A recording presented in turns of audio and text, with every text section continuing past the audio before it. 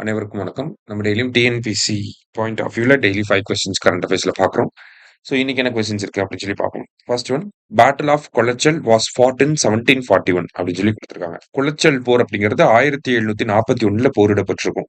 யாருக்கு யாருக்கும் இடையில அப்படின்னு சொல்லி பார்த்தீங்கன்னா, திருவாங்கூரை சேர்ந்த மார்த்தாண்டவர்மருக்கும் இந்த டச் ஈஸ்ட் இந்தியா கம்பெனிக்கு எதிராக அந்த போர் நடந்திருக்கும். இதுல மார்த்தாண்டவர்மா வந்து வெற்றி பெற்றுவார். ஓகேங்களா, ஒரு பெரிய யூரோப்பியன் பவரை எதிர்த்து இந்திய மன்னர் வந்து வெற்றி பெற்று இருப்பாரு.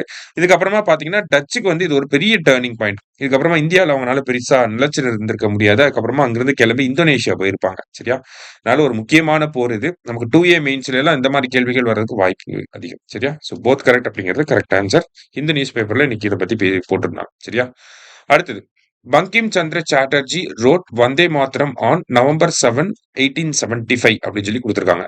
ஸோ இந்த வந்தே மாதரம் அப்படிங்கிற பாடலை இயற்றுனது யாருன்னா பங்கிம் சந்திர சாட்டர்ஜி தான். அதுக்கப்புறமா அவர் 1875 அதை கொண்டு வந்துட்டாரு. இருந்தாலும் ஆனந்த் மத் நாவல்லையும் பின்னாடி லேட்டர் அவர் அதை பயன்படுத்தி இருப்பாரு. சரியா, ஸோ இந்த பாடல் எழுதப்பட்டு 150 வருஷங்கள் ஆயிருச்சு. அதை தான் நம்ம கொண்டாட போறோம் இன்னைக்கு. சரியா, it was adopted as the national song on January 24, 1950 அப்படின்னு சொல்லி கொடுத்துருக்காங்க.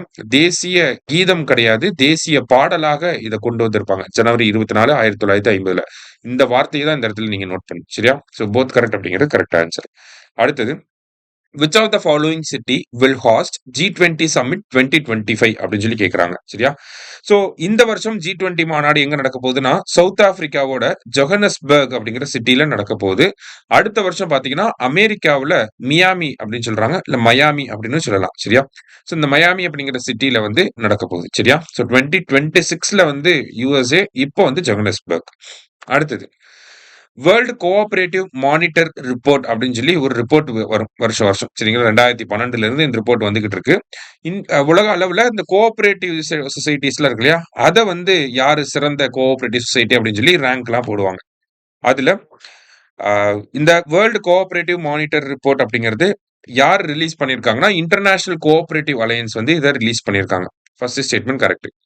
சோ இதுல ஃபர்ஸ்ட் ரேங்க் யார் வாங்கியிருக்காங்கன்னா இந்தியாவை தான். ஃபர்ஸ்ட் 2 ரேங்க்குமே இந்தியா தான். ஃபர்ஸ்ட் ரேங்க் வந்து அமுல், செகண்ட் ரேங்க் வந்து இஃப்கோ. சரியா, சோ போத் கரெக்ட் அப்படிங்கறத correct answer. I mean all are correct அப்படிங்கறத கரெக்ட் ஆன்சர்.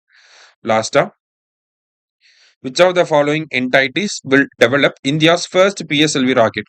ஸோ பிரைவேட் நிறுவனங்கள் சேர்ந்து இந்தியாவோட PSLV ராக்கெட்டை உருவாக்கிட்டு இருக்காங்க. 2026ல இதை லான்ச் பண்ண போறோம் அப்படின்னு சொல்லி நம்மளோட இஸ்ரோ சேர்பர்சன் வந்து சொல்லியிருக்காரு. ஸோ எந்த 2 பிரைவேட் கம்பெனிஸ் அந்த PSLV டெவலப் பண்ணிட்டு இருக்காங்க அப்படின்னா ஹிந்துஸ்தான் ஏரோநாட்டிக்ஸ் லிமிடெட் அப்படிங்கிற இந்த நிறுவனம், லார்சன் அண்ட் டூப்ரோ அப்படிங்கிற LNT நிறுவனம் இதை பண்ணிக்கிட்டு இருக்காங்க. சரியா, ஸோ இன்னைக்கு 5 கொஸ்டின்ஸ் பார்த்துருக்கோம். தேங்க்யூ.